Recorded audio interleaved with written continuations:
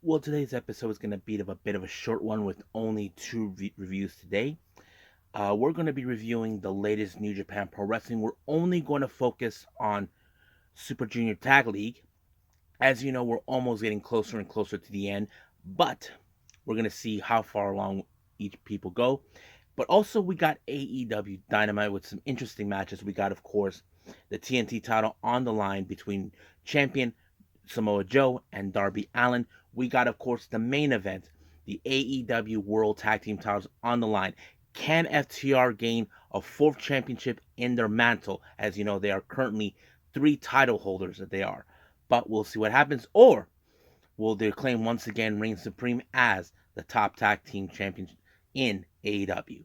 And also, we got some news updates to find out what's been going on in the world of pro wrestling. So, let's get ready for another episode of the Leader Wrestle Zone. Are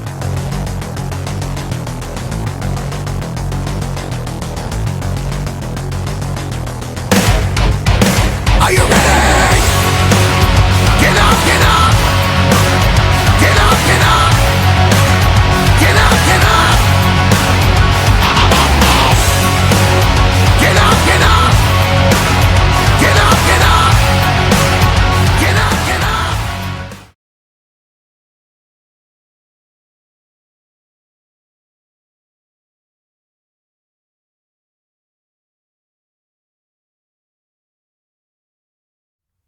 Welcome everybody to the Leaded Wrestle Zone, all things that is pro wrestling with AEW, NXT, New Japan Pro Wrestling, Impact Wrestling, the National Wrestling Alliance, various promotions, wrestlers, matches, and championships. I am your host, J Rod here. So, let's begin with, of course, New Japan Pro Wrestling. We're continuing with more on the Super Junior Tag League, so we're going to be focusing on those matches right now. Our first match, we have Kushida and the Jet, Kevin Knight, taking on Catch 2-2, Francisco Kera, and TJP. Now, as you know, this Catch 222 are currently, you can say that they're not in a happy mood after losing their previous match against Suzuki-gun's Doiki and Kanemaru. So, even though this is a loss, now keep in mind, I did mention Doki and Kanemaru do have an opportunity since they pinned the champions. They do have that a title holding on their back pocket. But however, right now, how is the mentality with Catch 2-2? Well, you probably can guess that were not taking any prisoners, but however, they were able to apply a win when they did 2x2 on Kevin Knight to give up the start the win. So basically, they seem they're how to say are on track, but however, that loss will always be hold on them. So that is something they will go back some point in the future. Now let's move on. We got, of course, the Wild Hips, consistent of Clark Connors and Rusuke Taguchi, taking on Chaos members Leo Rush and Yo. Now this is another interesting. Now keep in mind in this particular matches, Chaos has to be more careful with the Wild Hips. You know how they are. You know Taguchi. He knows he liked to have a little bit of fun. And Clark Connor picked up a bit of a bad habit, or both of them picked up bad habits. But of course, the moment did came when they're almost got the hip attack. But in this case, it was the 3K onto Taguchi that allowed them to pin, made the pin by none other than Yo, that gave them another the win. So that's 2 points for them. Now, our next match, we got once again the House of Torture, Dick Togo and Show. They, as you know, they are the most hated team ever. They take on against Suzuki-gun's Doiki and Kanemaru. Now, this is a very delicate situation. Keep in mind, I keep mentioning every single time, wherever Dick Togo and Show are, you know Yujiro and Evil are not that far from behind. They would do anything to ensure they win their matches, regardless of the cutting corners and all this and that. Now, you probably would have guessed that when the referee was knocked out, you know that this was going to happen. But however, I did like how Doiki pulled out his steel pipe to deal with the wrench that Show always brings. That always did help. But Evil Ninja showed up. But luckily, it was Kanemaru's whiskey that took care of the whole thing and made sure that they won. But it was Doiki with the Doki Choki onto Dick Togo that sealed the deal for them to pick up a good win. So basically, everything was taken care of. I knew that Kanemaru was going to pull out the whiskey because you can never count out the whiskey he brings with him all the time. Now, our next match, we have LIJ, Titan, and Bushi taking on the Flying Tigers, Tiger Mask, and Rob Eagles. I thought it was a pretty good match. I did like every aspect of it because we know these two are the two teams. As you know, Flying Tigers are previous IWGP Junior Heavyweight Tag Team Champions, but there's many those that believe that LIJ's Titan and Bushi are possibly one of the fan favorites to win this particular tournament. So we'll see about that when it happens. But they picked up an awesome win, and they actually continue on when they applied when Titan did the Anki from a longer distance onto Tiger Mask to pick up the win. I thought it was impressive. So I think it was good. Now, our final match, we have Sauce Hart, Alex Zane, and El Lindaman taking on some old friends of Alex Zane, or should I say, some people that got into his nerve, or as he likes to call them on Twitter, the Bullshit Club. We're talking about Ace Austin and Chris Bay. If you guys remember, not too long ago, Ace Austin and Alex Zane became good friends until Alex Zane decided to join the Bullet Club, and they stole his socks. But Ace Austin was getting into his head, telling him, "I got your socks," and that's what was going on. But I have to say, I love how this match was telling the story that Alex Zane will take no shit whatsoever from the Bullet Club. One, especially Austin, who made the choice to align himself with them, even though it's a good thing for his career. And I think that's something that many fans could agree on. But how would this go? I have to say it was an amazing teamwork between Zane and El Lindaman. Now, El Lindaman applied a German suplex to Ace Austin, but it was Alex Zane that kind of made the final piece of the puzzle, that he applied a jackknife. So basically, Ace Austin had nowhere to go. Basically, it ended with Alex Zane and, of course, El Lindaman winning the match.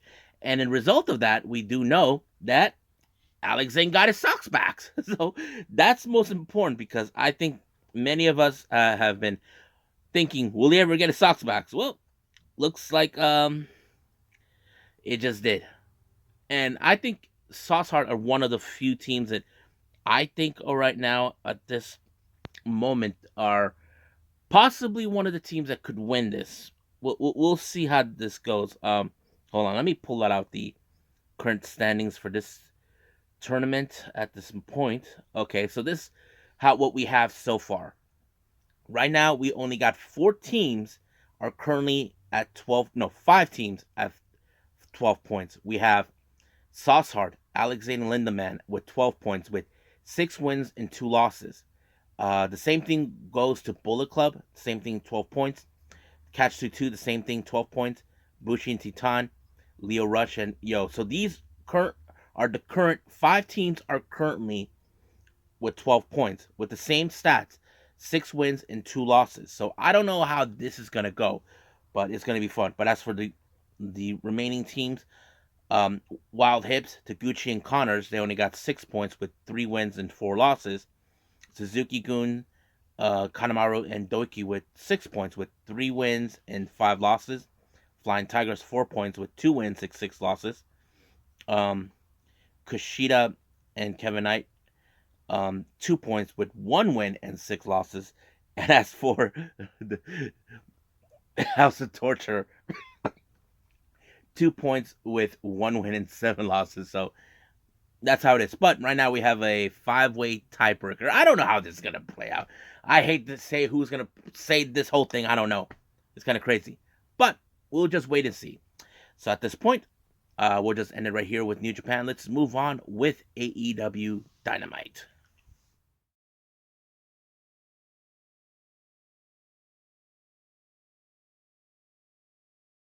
Okay, AEW Dynamite. Now, just to remind everyone, as you know, this Saturday we have the Ring of Honor final battle. This is the final pay-per-view of the year, as was said a while back. And there'll be references throughout the entire review about Ring of Honor. So we'll see about it. So let's continue on. It opened up with the Dynamite Diamond Battle Royal. Ricky Stark comes out. We have Jungle Boy. We had various others like Orange Cassidy, Kip Sabian, Captain Sean Dean, of course, All Ego Ethan Page. So that's what we've been seeing. But however, you have noticed that Ethan Page would do anything to get to the top. He believes that he's the one who is capable of trying to dethrone Max when he gets to that. But however, Ricky Starks feels that he should be the one to dethrone because a lot of things. But I like how, of course, when Ethan Page thought he had everything under control, somehow Matt Hardy got thrown out and eliminated, and it was Ricky Starks who picked up the win, eliminating Ethan Page. But of course, and then of course we had Maxwell Jacob Friedman, MJF, giving his little thoughts about Starks. He even made reference to him that he needs to go back to NWA, be on YouTube, and all that. But, however, I like how Ricky Starks made a lot of good points. You see, he feels that as a champion, you're not just the champion of the company, you are the champion of the people there, and you're there to have like a lot of responsibility. So he feels that MJF has no right to be champion, and he said that he'll do whatever it takes next week to dethrone him, to take those responsibilities that he is not taking seriously off of him, out of his back, and he'll take those completely. But of course, at some point we were expecting that MJF was gonna try something dirty, so he low blowed what's his name, Ricky Starks, but luckily it was MJF with the spear onto Ricky Starks on MJF, on a spear on MJF, sending him a clear message. So we will see what happens next week. Now, Moxley has a lot of stuff coming in his mind, as you know. He still has his little dilemma with Hangman Adam Page. If you remember, it was Jon Moxley who, in fact, was the one who put him on the shelf a month ago. Or was it a month ago or 2 months ago? I don't remember very much. So now it's like there's that. But also he knows about the dilemma that Blackpool Combat Club is dealing with now with the Jericho Appreciation Society going to Ring of Honor and all this other stuff. So he's putting it all out there. Now our next match is the TNT Championship match. Darby Allin, hopefully to become a two-time TNT champion, but he has to go through the toughest guy ever. We know, Samoa Joe. You know this is not going to be an easy task for Darby to go through, but we all know how relentless he can be. But unfortunately, that relentless didn't get him anywhere, especially to challenge a guy like Samoa Joe. He ended up in a rear naked choke, and boom, it was over. But however, it seems Darby Allin was not done with Joe yet, but it appears that Samoa Joe wanted to break him some more. Luckily, Samoa Warlow showed up because he still has some unfinished business with Samoa Joe. That is something we're definitely going to see. We don't know when they will have a title match between those two, but we can see that down the line. Now, we do get an interview in the back by Tony Schiavone where he talks to Orange Cassidy and Kip Sabian. Now, if you guys remember in Rampage last Friday, Kip Sabian showed up and got involved in Orange Cassidy's match against QT. Now, Orange Cassidy says, like, come on, if you want a title shot, all you got to do. But he seems like he was not interested. But however, I don't know if he did accept it or not. He's saying that he wants this match to happen. Now, I did mention before that I believe that this is a vendetta between these two because of what happened last year at Kip Sabian's wedding, if you remember. So that's the obvious thing. So basically, he's offering him this opportunity to take this off. But is Kip Sabian going to do that? Well, we'll find out soon enough. Now, our next match, we have the Blackpool Combat Club, Wheeler Yuta and Claudio Castagnoli, along with Jon Moxley, to ensure none of the shenanigans by Jericho Appreciation Society is going to cost them a match. So they're facing Jake Hager and Daniel Garcia. But Sammy was also on the other side. But what this match was showing is, of course, they're determined to prove that sports entertainers are the most dominant wrestlers in today. But however, their cockiness cost them their match. They were posing for the camera, but it did allow for Claudio Castagnoli to get away from the ankle lock, but give a big strong uppercut by Claudio to Hager. 1, 2, 3, it's done. Now, Tony Schiavone, as you know, he's a good friend of William Regal. So he went out to the ring to talk to the Blackpool Combat Club, and he said he had a message from them that was the day after the day it happened when we saw William Regal stabbed Moxley in the back. So he said that what he did was necessary. He felt that the Blackpool Combat Club were not going to let him go. So he thought maybe this was the final lesson, telling them, keep your eyes in the back of your head. So basically, it was more like understandable what he was saying. But how does the Blackpool Combat feel? Right now, at this point, they don't know what to feel, because right now their priority at this point is, as you know, Claudio Castagnoli gets another opportunity for the Ring of Honor World Championship at Final Battle this Saturday. But of course, that stipulation is in play, where if he loses, he has no other choice but to join the Jericho Appreciation Society. But Wheeler Yuta also has made a play for the Pure Championship against Daniel Garcia. But Moxley did stated that once this whole thing between them is done, Jericho Appreciation will be in the rear view mirror. So we'll see what happens in Final Battle. But he did stated he will be at Final Battle, probably watching their backs.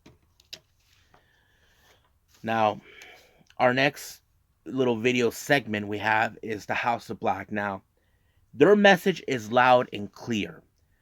They're telling anybody for the last 2 weeks that they have any problems with them for what they've caused.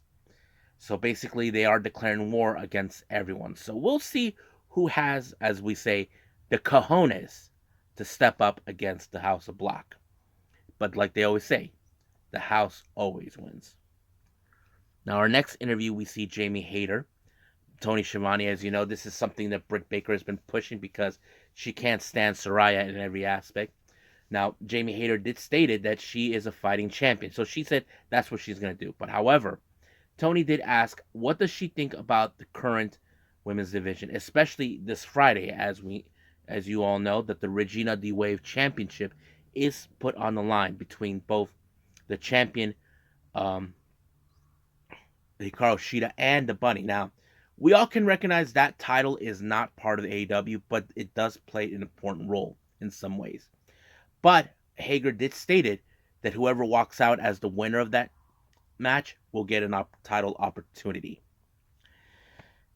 Now, our next match we have is women's trios. We have Red Velvet, who just came back, Lilith Gray, and Jade Cargill taking on Sky Blue, Madison Rayne, and Kara Hogan. So this is more, as you know, Kara Hogan finally being the leash has now been released on Kara Hogan. She probably can tell she probably wants a piece of Jade Cargill after what she did, but it did not go so well because Madison Rayne ended up on the Jaded at 1, 2, 3, and now, as you know, Jade Cargill is still undefeated. But sooner or later, she will be defeated. It only takes the right kind of person that could pull it off. Now, our next interview, Tony Schiavone talked to Saraya, talk about her big match she had at Full Gear. But of course, Britt Baker says that's your only time. You're not going to beat me afterwards. That's it.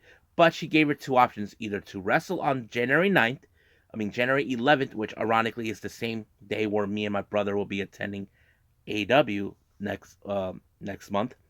And she said either that. So she's going to put herself in a tag team with Jamie Hayter. And she says, you're not going to beat us. It's not. But there's a lot of talk about that in this about that particular time. But we'll talk about that at some other point. And we'll see what happens then. Now, our main event, I have to say, is the best one. The AEW World Tag Team titles. The FTR versus the Acclaim. I thought it was a instant classic match. You can tell by the look. Now, we know FTR are the best tag team in the world. But we're seeing the Acclaim are becoming the tag team that we can definitely get behind of. And I think it showed a lot. You probably thought, how is this going to play? The mic drop did not work. So basically, it's like everybody knew what everybody was thinking. But what I did like is how, of course, it was a roll up by Caster onto uh, Cash Wheeler that allowed them to retain the titles. I thought it was great. And of course, the Acclaim showed a sign of respect to FTR because they know they did not, they were, it was not an easy match, but they were able to pull it off. But once again, the Ass Boys are trying to get under the skin of FTR. As you know, the Ass Boys were trying to say FTR, they're not no longer the best tag team. They're claiming they are. But apparently they received a message from damn boys. As you remember, the Ring of Honor World Tag Team titles were won by FTR from the Briscoes. They lost the second time in AEW, but however, they're demanding a match in a double dog collar match at Final Battle. So this is like their way of for the Ass Boys to claim that their entire legacy will finally be diminished. So we'll see what happens then. Because we know that the FTR are going to have a busy time. So hopefully this Saturday it will be awesome to see how this is going to turn out. But I think that's pretty much it with AEW. I believe it's time for some news updates.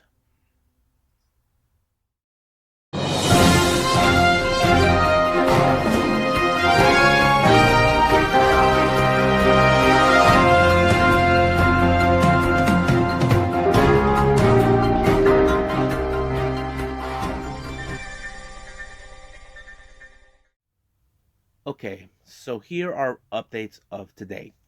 It was, if you guys remember, Joshi wrestler Sumire Natsu. She announced for a upcoming wrestling show she posted out. It's going to take place, strangely, on my birthday, which is December 24th. She calls it a Summer's Surumi Independent Performance Volume 2, Not Forever. So I don't know what that means, but it will take place at Shinkiba First Ring. One match have been already announced for this particular. There'll be more to come, as she said. It's going to be her teaming up with Mayu Hiki, who's her fellow Nomads partner, taking on her other fellow member of Nomads, Rina Yamashita, and she teams up with Yako, another wrestler who I've seen in other promotions. So that's going to be interesting to show. Now, more information has come around about William Regal. As you know, we all heard that he's done with AEW. There were a lot of speculations and talk. Now, if you guys remember, some people are saying that there was some backstage problems with him. I personally didn't want to believe that because we don't know 100% sure what was going on. However, Tony Khan revealed that William Regal approached them saying that he told that he did not want to renew his contract due to the fact that he wants to go back to WWE, but not because he wants to. He wants to be near his son, to be his coach and mentor, and be with his closest friends from his golden era. And Tony Khan is very understandable about that. So he understands that this is family thing. This is something more important. So that's what matters to him. So he gave him his permission to leave.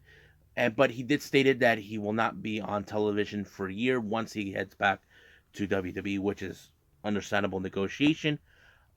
He will play a backstage role. We just don't know what, but we don't know if once that is done, what he'll be doing on screen.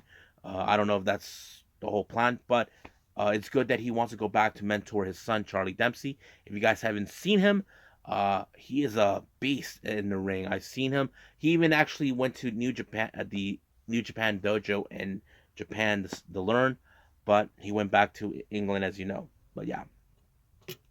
Now our next update, the 14th entrant for the Pro Wrestling Guerrillas Battle of Los Angeles is, of course, Daniel Garcia, so he will participate. Our fun updates are from the GCW stuff. A match has been announced for the Till Infinity that will take place on the 31st of December, New Year's Eve. We're going to have Masha Slamovich taking on Cold Roderick. That's going to be a banger of a match. A new show has been announced for next year on the 20th, and this one was mentioned that they will be heading to Charlotte, North Carolina. They're calling it Don't Talk to Me. This will take place on the 20th of January in Concord, North Carolina, at the Golden Room, the Cabaret Arena. Now, finally, we do get more information. As you know, we got the J Cup coming up in the Jersey J Cup taking place in February. They announced for a 13th entrant, we're going to have Alec Price. I have to say, Alec Price has been killing it in GCW for a while now, including JCW. So that's going to be interesting to see him there. If there's any more updates on that, I will be putting it out as soon as possible. I think that's pretty much it for our news updates for today. I believe it's time to call it a day. Well, I hope everybody enjoys this episode. Coming up, as you know, we got MLW taking place, but also we got Impact Wrestling. So I might keep this into a minimum of 2 reviews due to the fact that I've been probably will be doing some errands that it will not allow me to do more than 3 as I normally would do. But we'll just do what we can so far.